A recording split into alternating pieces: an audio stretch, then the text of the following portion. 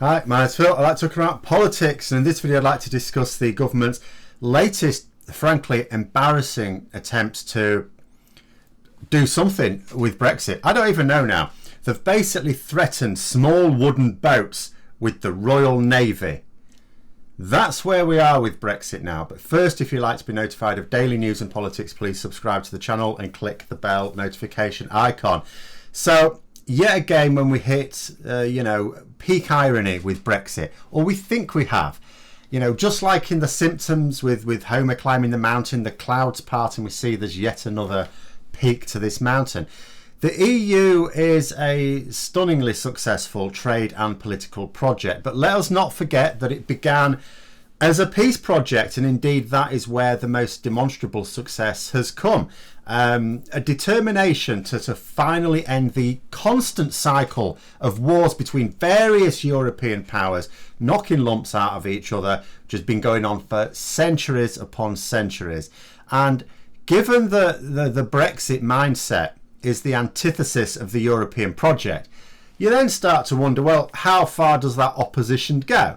Could Brexit, for example, move so far away from the European project, the ideals of the EU, that it becomes a project designed to wreck the successful European peace process? I mean, certainly the way that the very hardline Brexiteers in the Conservative Party, for example, wanted Boris Johnson to renege on the Northern Ireland Protocol. They wanted that.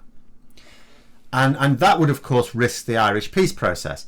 But, I mean, that wasn't their aim. They didn't actually want to bring conflict in Ireland, just a consequence of their greed and ideology. They just didn't care. They knew the danger it would cause. They didn't care. I mean, even hardline Brexiteers, you would thought, wouldn't actively want to stoke military conflict, would they?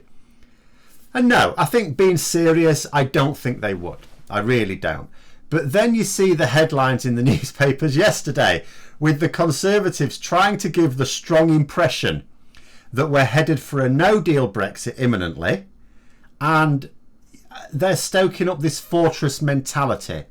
Now, in the event of a no-deal Brexit, it is believed that there will be some EU-based fishing vessels that will absolutely carry on fishing in British waters. Yes, technically this would be illegal, even though those fishermen, it shouldn't be illegal. They bought their quotas fair and square from British fishermen, But the UK government would be expected to dissuade this sort of behaviour, to deal with it. Now, of course, we don't have enough vessels to patrol this. The government's own forecast for what would happen in the event of a no-deal Brexit did point out that you would expect clashes between British and European fishing vessels that happen to be in roughly the same area. You would also expect a lot of illegal fishing to go on, and that Britain didn't have enough vessels to actually patrol our waters. Then we hear that the government have put Navy vessels on standby in relation to this problem. We have one of the Brexiteers' attack dogs in the Conservative Party saying that we should use military force against French fishing vessels. It's ultimately what it comes down to, that operate unlawfully in the event of a no-deal Brexit. Now, this is ridiculous for three reasons that immediately spring to mind. The first is that what this is a call to use military force against the citizens of a NATO ally, and a powerful one at that, but that doesn't matter. Now, if such force ever were to be used under these circumstances, to say it would create a bit of an international incident, maybe downplaying it somewhat, there is zero way that Boris Johnson is going to do this. No way on earth. So for anyone paying attention, this is a completely impotent threat. It makes us look ridiculous. Now, clearly this impotent threat is designed to keep the idiots who read these sort of newspapers on board. But in reality, how it looks to everyone else inside the UK and outside the UK, we just come across as foolish. The second thing is that Navy vessels tend to be very expensive. You don't waste them on chasing around fishing vessels. It's complete overkill from a practical point of view. If we need to increase our capacity to patrol our own waters in this way, you expand the fleet of patrol vessels. This is a policing matter.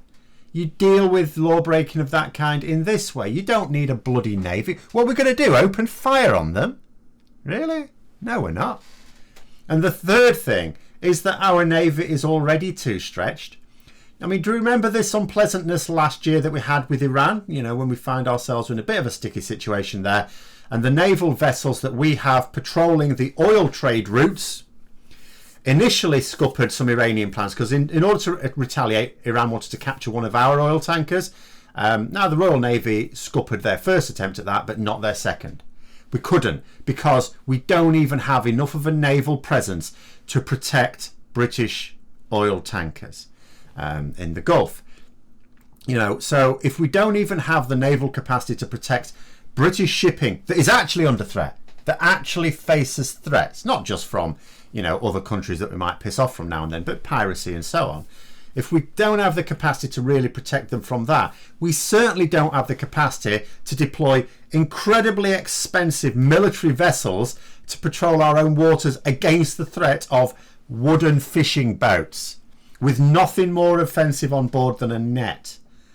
And sure enough, you look past the headlines towards the detail in the article, which is often a bit sparse in these media outlets anyway. And what do we see? So the Ministry of Defence has confirmed that 4 naval patrol boats will be made ready.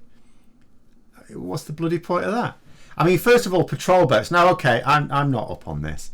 What do we mean here? Do we mean like the ones we have patrolling anyway? In which case, why do they need to be naval vessels? And the papers are talking about gunboats. So are these patrol vessels armed? Again, if so, are we seriously suggesting we would open fire on French or Spanish fishing vessels? Is that what we're saying? Be serious. And secondly, 4 of them? In case they hadn't noticed, we're an island nation. Now, yeah, you don't just expand the water around the British coastline because some of it's Ireland. So it's not the same everywhere. But we still have quite a large body of water, in theory, to patrol. How's an extra 4 boats going to deal with that? I mean, that's just childish. We don't have enough. Do you know what I think? I think this is such an obviously stupid contingency plan that the government have got no intention of being put in a situation where they'd have to put it to the test.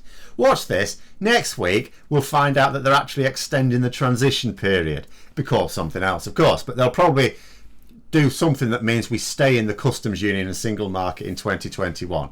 Because this stupid, impotent threat to use the Royal Navy is so laughable that if actually put into action, it would do nothing other than just to further humiliate us on the world stage. How could it do anything else? Now, there are a couple of other possible reasons why the government may have made this announcement. It may not be that they actually intend to threaten French fishing vessels with a bloody gun. Because if I'm being serious, I don't actually think the government thinks it can get away with extending the transition period. We'll see, but it looks different. Even under a different name, it looks tricky because of the hardliners in Johnson's own party. But if you look through the headlines of the newspapers that are a little more grown up, that, for example, don't want to feature on their front pages nonsense about using military power against fishermen, it does paint a grim picture for the government, both on the left and the right of politics, doesn't it? We're not just talking about newspapers that are opposed to the Conservatives in general. I mean, on the left, you have got the stories about, for example, in The Guardian, scientists urging people not to take advantage of the government's relaxed Christmas rules due to the serious danger of killing your relatives by doing so. On the right, you've got the news of Macron and Merkel's snub to Boris Johnson when they wouldn't return his phone calls, as well as the IT chaos that is now scuppering our vaccine rollout. We wondered, didn't we? We didn't wonder for very long, actually, if we're going to be honest. You know, is our vaccine rollout going to go any more smoothly than the rest of our COVID response? Not off to a great start, it has to be said. Because of IT problems, doctors do not know who's been vaccinated and who hasn't. So in order to try and organise the rollout of the vaccination, they don't actually know who's already been done. Way to go, Matt Hancock there. Nice to see you couldn't even be asked to up your game for the one thing that might actually improve the pandemic outlook for 2021. Never mind. But frankly, if they hadn't threatened war in Europe, these newspaper stands may well have been wall-to-wall embarrassment for the government. You know, maybe they should get used to it, because if they don't agree something pretty quickly, I mean, what, today? It's the new deadline today, isn't it? What we're going to find out today, that there's another deadline next week or the week after, or they'll actually agree something, or they'll agree nothing. I don't know. But if they don't agree something, then the headlines surely are going to look even worse for them next year than they did in 2020. And I suppose the other possible reason why the government may have thrown out this naval response nonsense is maybe it's just a last desperate act. Maybe Boris Johnson really wants a deal. I think he does. Maybe he genuinely thought he could get the EU to back down on level playing field measures without retaliatory tariffs. Maybe he bought his own lies about German car manufacturers forcing Merkel to concede ground to the UK, as if even Merkel alone could decide these things. You know, maybe he thought the EU couldn't afford a no-deal Brexit, even though they've been preparing one earnestly for years. We've only just started. Maybe last year, when he said, and people are throwing this all around social media now, when he said that there was no chance of a no-deal Brexit, or that there was a 1 in a million chance of a no-deal Brexit, because he said both, maybe he wasn't lying for once. Maybe he actually believed that. Maybe he's panicking right now, and he's just throwing every threat he can think of in the hopes that something will make the EU blink. I don't know. I don't know what his long-term plan for this moment was. I don't know what his short-term plan is right now. But I can believe that whatever his intended Brexit scheme was is not proceeding according to plan. And so he's probably just making things up on the fly now. But those are my thoughts. Let me know yours in the comments below. I hope you found the video interesting. If you did, don't forget to click the like button. And if you'd like to support the channel further, please also click the Patreon link for details. And until next time, I'll see you later.